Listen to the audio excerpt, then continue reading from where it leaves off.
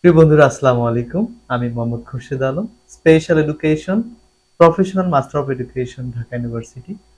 তো আজকে আমি আপনাদের সাথে যে স্পেশাল এডুকেশনের একটা বিষয় নিয়ে আলোচনা করব, সেটা হচ্ছে ইম্পায়ারমেন্ট এবং ডিসএবিলিটি, তারপর হচ্ছে হ্যান্ডিক্যাপড। এটা কি, বা আমরা কখন ইম্পায়ারমেন্ট বলি, কখন ডিসএবিলিটি বলি, কখন হ্যান্ডিক্যাপড বা প্রতিবন্ধী বলি। তো ইম্পায়ারমেন্ট হচ্ছে মূলত আহ, দুর্বলতা, আর ডিসএবিলিটি সেটা তো অবশ্যই আপনারা সবাই জানেন যে অক্ষমতা। তারপর হচ্ছে হ্যান্ডিক্যাপ, যেটা হ্যান্ডিক্যাপ মানে হচ্ছে মূলত প্রতিবন্ধী। তো এই যে আপনার ইম্পায়ারমেন্ট, ডিসএবিলিটি, তারপর হচ্ছে হ্যান্ডিক্যাপ, এটা আমরা কখন বলবো বা বলে থাকি সেই বিষয় নিয়ে আজকে আলোচনা।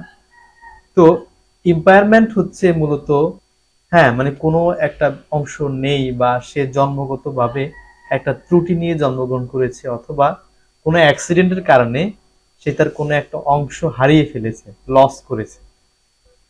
তো এটাকে মূলত ইম্পায়ারমেন্ট বলে। এখন এই ইম্পায়ারমেন্টের কারণে যদি ব্যক্তির কোনো কাজ করতে সমস্যা হয়, তখন সেটাকে আমরা বলে থাকি ডিসএবিলিটি। মানে সে এইটার কারণে, ইম্পায়ারমেন্টের কারণে সে কোনো কাজ করতে পারছে না, সে অক্ষম, তখনই বলা হয় ডিসএবিলিটি। আর এই ডিসএবিলিটির কারণে যখন একজন ব্যক্তি তার সমাজ, পরিবার, অধিকার থেকে বঞ্চিত হয়, তখনই তাকে আমরা বলি হ্যান্ডিক্যাপ, মানে প্রতিবন্ধী। প্রতিবন্ধী, সে সকল কিছু থেকে কি বঞ্চিত হলো। হ্যাঁ, তো এই যে তার অধিকার থেকে বঞ্চিত করা, বা এই ডিসএবিলিটির কারণে সে তার অধিকার থেকে বঞ্চিত হলো, এটার কারণে আমরা বলে থাকি যে হ্যান্ডিক্যাপ। তো আমরা ইম্পায়ারমেন্ট, অবশ্যই এটা হচ্ছে দুর্বলতা, আমাদের যে কোনো একটা অংশ নাই, জন্মগতভাবে হোক বা দুর্ঘটনার কারণে হোক। এরপর হচ্ছে ডিসএবিলিটি, এই যে ইম্পায়ারমেন্টের কারণে আমাদের যে ধরনের কাজের সমস্যা যদি হয়, এই সমস্যার কারণে আমরা সেটাকে বলবো ডিসএবিলিটি।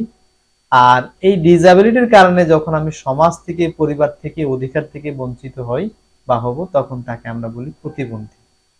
তো এই বিষয়টা খুবই গুরুত্বপূর্ণ সবার জানা। আমরা অনেক সময় অনেককে প্রতিবন্ধী বলে ফেলি, অনেক সময় অনেককে ডিসএবল বলে ফেলি। আসলে ডিসএবলটা কি বা প্রতিবন্ধী বা এই যে হ্যান্ডিক্যাপ কি, সেটা আমরা যদি না জানি, তাহলে বিষয়টা কারো উপর অতিরিক্ত হতে পারে।